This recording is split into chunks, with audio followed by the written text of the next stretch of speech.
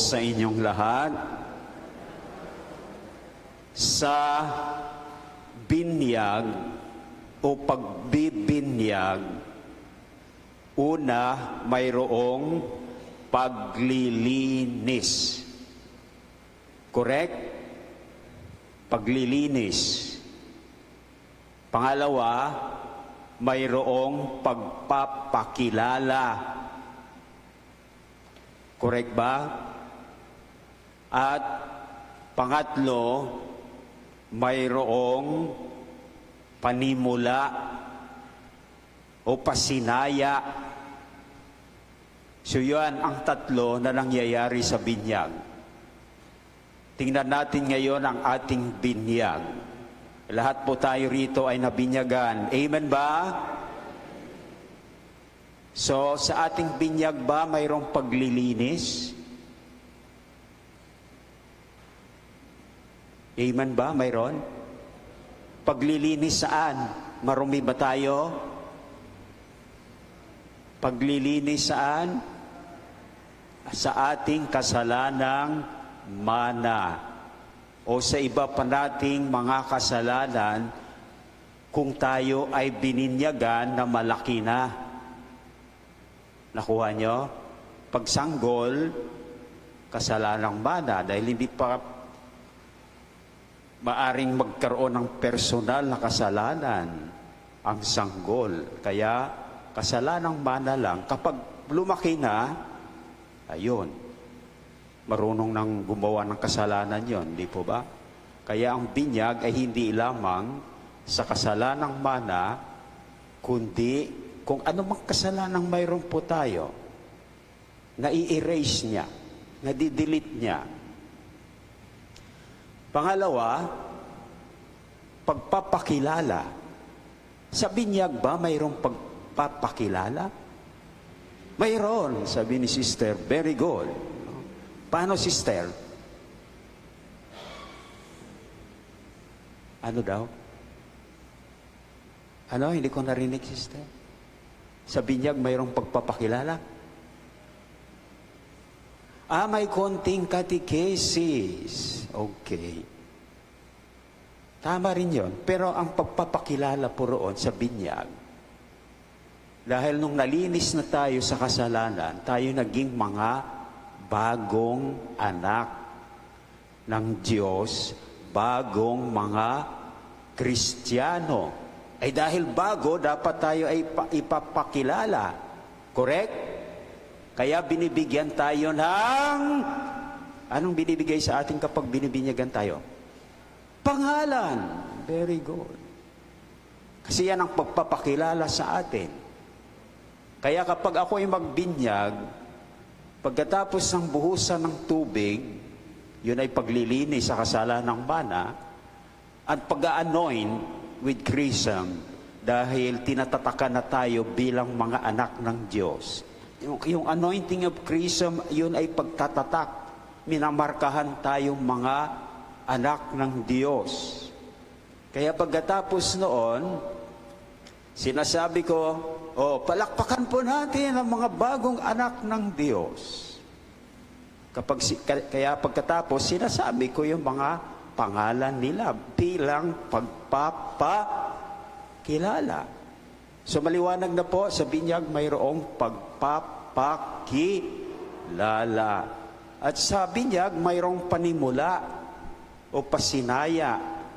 Dahil pinasinayaan tayo bilang mga sa buhay, dahil yun ang simula ng ating buhay bilang mga anak ng Diyos at bilang mga Kristiyano. So hindi lang buhay yon, mayroong misyon yon. Misyon bilang mga anak ng Diyos. Misyon bilang mga Kristiyano. Dahil tayo ay miyembro na ng simbahan. So may misyon po tayo doon. Hindi po ba? So, yan ang nangyayari sa ating binyag. Mayroong paglilinis, mayroong pagpapakilala, at mayroong pagpapasinaya. Ngayon ay ating ipinagdiriwang ang kapistahan ng pagbibinyag sa Panginoon. Yung tatlo bang yun nandoon din? Sa binyag ba ng Panginoon mayroong paglilinis? Anong lilinisin sa Panginoon? Wala naman siyang kasalanang mana. Wala naman siyang ibang kasalanan. So anong paglilinis kung mayroon? O natahimik na kayo. Ang paglilinis doon ay hindi paglilinis sa Kanya, kundi paglilinis sa atin. Di ba? Kasi itong binyag ng Panginoon, ito ay simbolo lang ng Kanyang tunay na binyag. Saan yung tunay niyang binyag? Sa Kanyang pagkamatay at muling pagkabuhay para malinis tayo sa kasalanan. Nakuha niyo? So yun itong binyag niya ngayon, bininyagan siya ni Juan Bautista, simbolo lang yon ng kanyang tunay na binyag para tayo'y maligtas sa kasalanan, at yan yung kanyang pagkamatay at muling pagkabuhay. So, maliwanag na yung paglilinis sa Panginoon. Hindi siya lilinisin, tayo ang kanyang lilinisin. Pangalawa, pagpapakilala. Mayroon bang pagpapakilala sa Panginoon? Pinakilala na siya. Matagal na. Kahit sa lumang tipan. Narinig ninyo kanina, kaya parang naiba yung nakalagay doon. Sa first reading, 42. Ang na-prepare ko kasi 40. Baka maalito kayo, no? So dito, ipinakilala na ni Propeta Isaías ang Panginoon na siyang darating na Mesiyas o tagapagligtas. Sinabi niya, narito na ang Panginoon, etc., etc. So ipinakilala siya sa unang pagbasa mula sa aklat ni Propeta Isaías. O, saan pa siya ipinakilala? Aling pagbasa? Brother Jerry, saan siya ipinakilala? Anong pagbasa? Very good. O, so, ipinakilala siya sa Ebanghelyo na kasunod ni Juan Bautista. Dahil kasunod ni Juan Bautista, anong ginawa ni Juan Bautista? Dahil siya ay tagapaghanda ng daraanan ng Mesiyas, siyempre ipinakilala niya ang darating na Mesiyas. Correct? So, siya ang darating na Mesiyas na magbibinyag sa atin sa Espiritu at apoy. Anong ibig sabihin yun? Pagbibinyag sa Espiritu at apoy. Ibig sabihin, pagbibinyag na ito, apoy, kapag ginamit natin ang apoy para mag-boil ng water, anong nangyayari sa water? Naging malinis, purified. So, sa binyag, tayo ay na-purify. At sa Espiritu Santo, dahil na-purify na tayo, malinis na tayo sa kasalanan, ang Espiritu Santo sa ating binyag ang magpapanatili sa ating malinis sa kasalanan. Nakuha niyo? Maliwanag po ba? Kaya yan ang pagbibinyag ng Panginoon. Pagbibinyag sa Espiritu Santo at sa apoy. Hindi lang yung sa binyag tayo ay nilinis sa kasalanan. Kailangan nananatili tayong malinis sa kasalanan. At ang tutulong sa atin ay ang Espiritu Santo. Amen? Ngayon, pangatlo, pasinaya, no? Pagpapasinaya o panimula. Yung binyag ng ating Panginoon ay panimula ng kanyang public life. Dahil before, hidden life. Nakita niyo yan? Narinig ba ninyo yung distinction na yan? Hidden life of Jesus. Ngayon, nagsisimula ang kanyang public life na isa sa katuparan niya ang kanyang misyon. O saan natin makikita ang kanyang misyon? Sa aling pagbasa? Sa unang pagbasa. Sa unang pagbasa, ano ang kanyang misyon? Ang kanyang misyon ay ang pagiging pastol. Mabuting pastol. Tama si sister. Bakit mabuting pastol? Dahil iaalay niya ang kanyang buhay para sa kanyang mga tupa, para sila ay maligtas sa kasalanan. Amen? O, yan. Sa Ebanghelyo, ano naman? Ano yung pasinaya doon? Ano ang kanyang misyon? Akala ng mga tao, siya ay si Juan Bautista. Si Juan Bautista ang Mesiyas. Hindi si Juan Bautista, kundi ang Panginoon.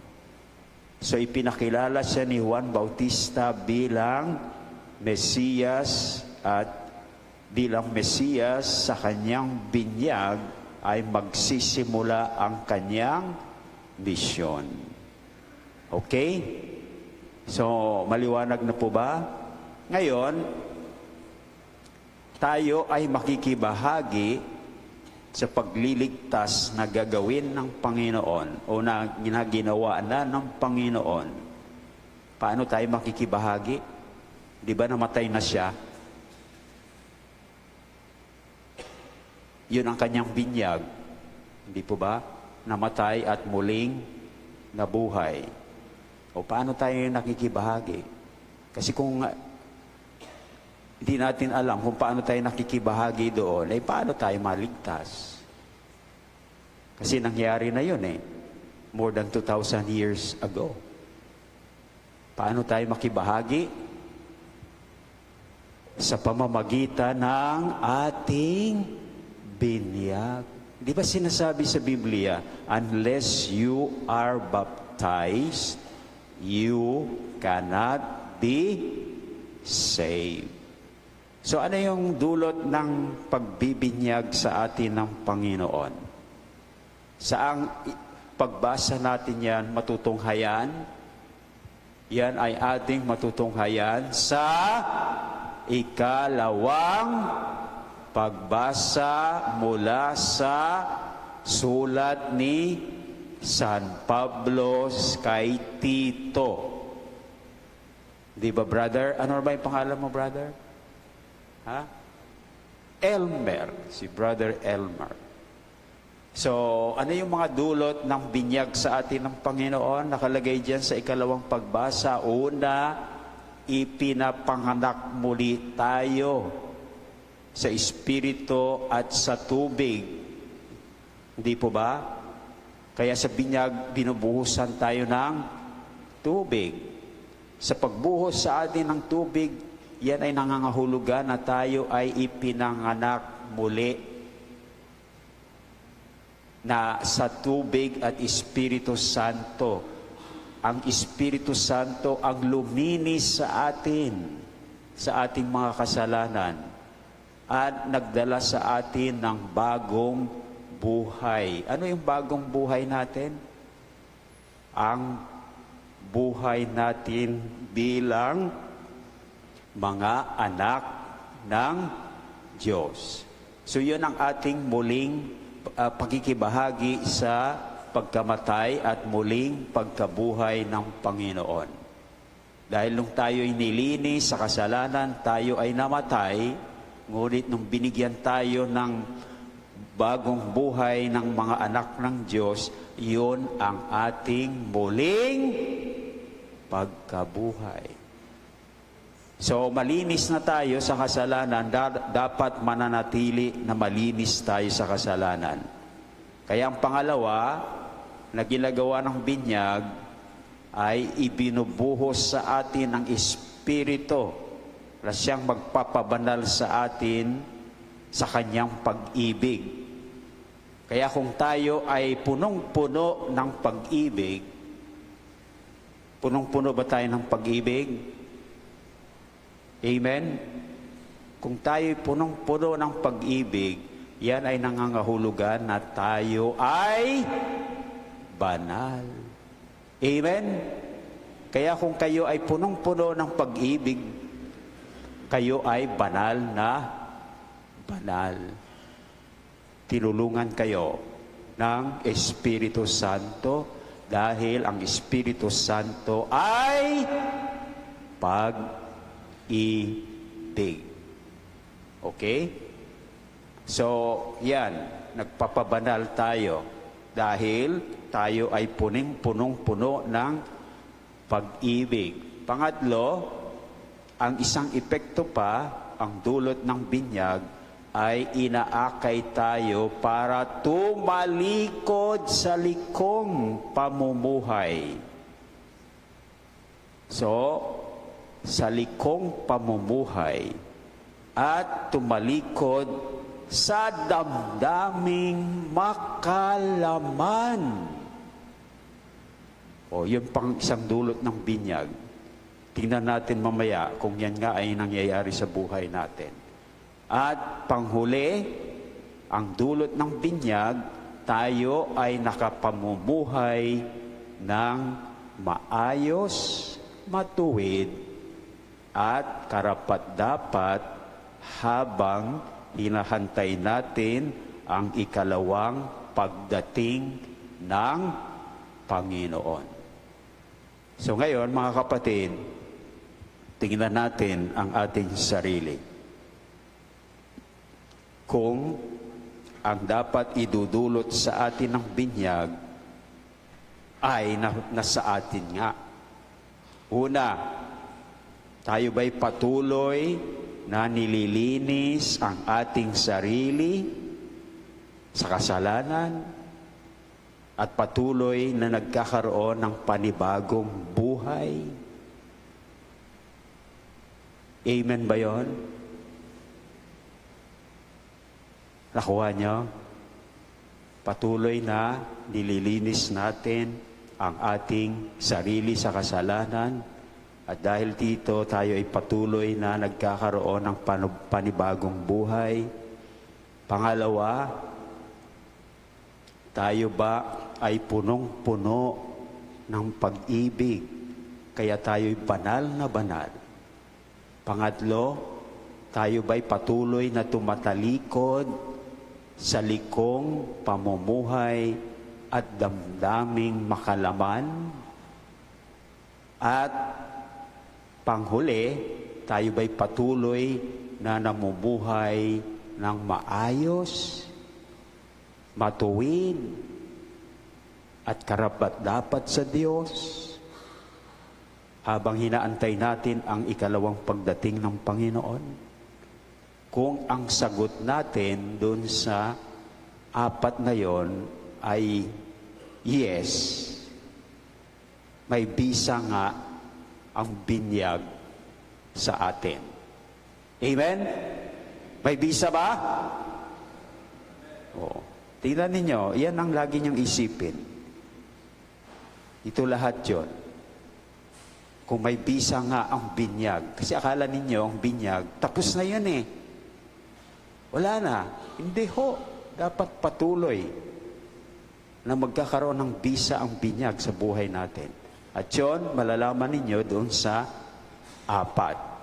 Kung ang sagot ninyo doon sa apat na yon ay yes, talagang nananatili ang bisa ng binyag sa ating lahat.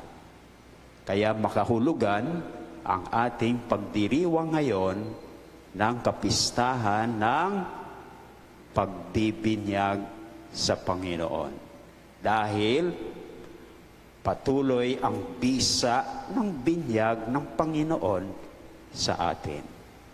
Kaya tulad ng Panginoon, patuloy ring tayong napupuspos ng Espiritu dahil bumababa rin ang Espiritu sa atin.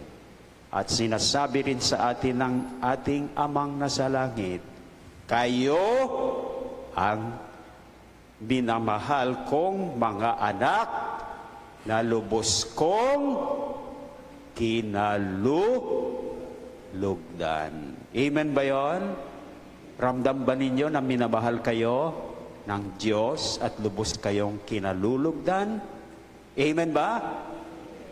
Very good. So, may bisa ang ating binyag sa ating lahat.